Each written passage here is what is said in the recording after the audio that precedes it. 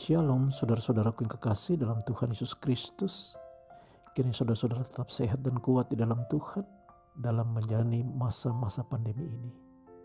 Kita berjumpa lagi dengan saya, Pendeta Rudolf Manhutu, yang akan menyampaikan kebenaran firman Tuhan yang terambil dari Esra pasal 3 ayat 6 hingga ayatnya yang ke-7. Firman Tuhan ini kan kita beri judul Iman yang disertai Perbuatan. Marilah saudaraku, kita siapkan hati dan pikiran kita berdoa sebelum membaca dan merenungkan kebenaran firman Tuhan. Mari kita berdoa. Terpujilah Engkau ya Tuhan Allah Bapa yang baik, yang selalu setia, menyertai, memelihara dan memberkati kami dalam segala hal. Saat ini Tuhan, kami siap untuk mendengarkan firman-Mu. Mari Tuhan, Engkau melengkapi kami dengan tuntunan Roh-Mu yang kudus, agar kami dapat mampu memahami kehendak Tuhan dan siap melakukannya melalui kehidupan yang Tuhan anugerahkan kepada kami. Tuhan berfirman kepada kami karena kami telah siap untuk mendengarkannya. Terpujilah Engkau ya Tuhan. Haleluya. Amin. Saudara-saudaraku, pembacaan Alkitab kita pada saat ini terambil dari Esra pasal 3 ayat 6 hingga ayatnya yang ke-7.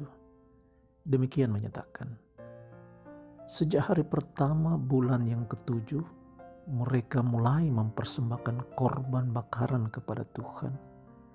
Namun dasar bait suci Tuhan belum juga diletakkan.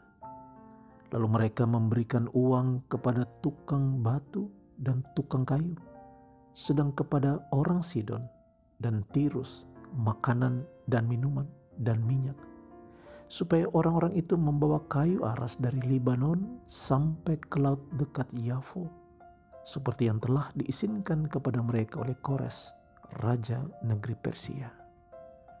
Demikian saudaraku pembacaan Alkitab kita pada saat ini.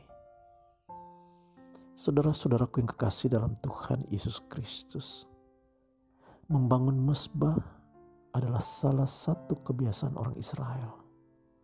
Dan biasanya itu dilakukan di awal sebuah kegiatan. Demikian juga kali ini, sebelum peletakan dasar bait suci Tuhan, mezbah bagi Tuhan mereka dirikan. Mengapa demikian saudaraku? Jawabannya tentu saja karena mezbah menjadi bukti bahwa mereka mengutamakan Tuhan. Itu yang pertama. Yang kedua, mezbah menjadi bukti bahwa mereka hendak mengandalkan Tuhan dalam bekerja. Dan yang ketiga, ini menjadi bukti bahwa mereka siap berkorban demi kemuliaan Tuhan. Tetapi yang menarik di sini adalah mereka tidak berhenti pada sekedar membangun mezbah lalu mempersembahkan korban bakaran kepada Tuhan. Mereka melanjutkannya dengan memberi uang kepada tukang batu dan tukang kayu, memberi makanan, minuman dan minyak kepada orang Sidon dan Tirus, dan seterusnya dan seterusnya. Itu kita dapat baca di dalam ayatnya yang ke-7. Mereka di sini kembali menyodorkan bukti bahwa bukan hanya kepada Tuhan mereka memberi, tetapi juga kepada sesama manusia. Jadi kata kunci dari kedua ayat ini adalah perbuatan memberi. Memberi kepada Tuhan dalam bentuk korban bakaran dan memberi kepada sesama manusia.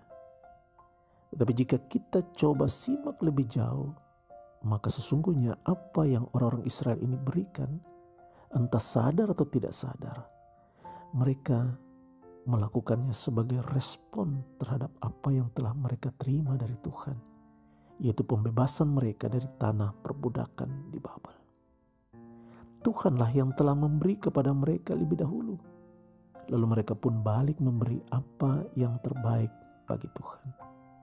Saudara-saudara yang kekasih dalam Tuhan Yesus, kita pun telah menerima banyak berkat dari Tuhan. Bahkan pemberian terindah bagi kita adalah karya penyelamatan Tuhan Yesus di atas kayu salib. Inilah saatnya bagi kita saudaraku untuk merespon pemberian Tuhan itu dengan memberi yang terbaik bagi Tuhan. Bahkan seluruh hidup kita sesungguhnya layak kita berikan kepada Tuhan. Itulah bukti iman kita saudaraku, yaitu perbuatan yang memuliakan Tuhan Yesus.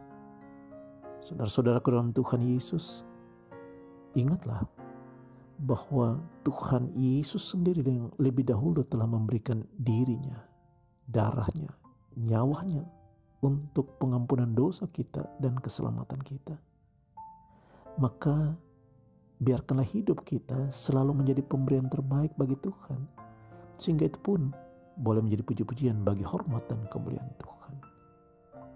Pakailah setiap kesempatan hidup yang Tuhan anugerahkan kepada kita untuk menjadi sesuatu yang berarti bagi Tuhan, lalu kemudian terwujud melalui kehidupan yang menjadi berkat bagi sesama. Jadikanlah hidup ini menjadi berarti bagi hormat dan kemuliaan Tuhan. Terpujilah Kristus. Amin. Saudaraku, mari kita berdoa. Ya Tuhan Allah Bapa, dalam Kristus Yesus Juru Selamat kami yang hidup, kami berterima kasih oleh pemberian-Mu, oleh anugerah-Mu yang terindah bagi kami. Itu membuat kami boleh ditebus dan kami diselamatkan.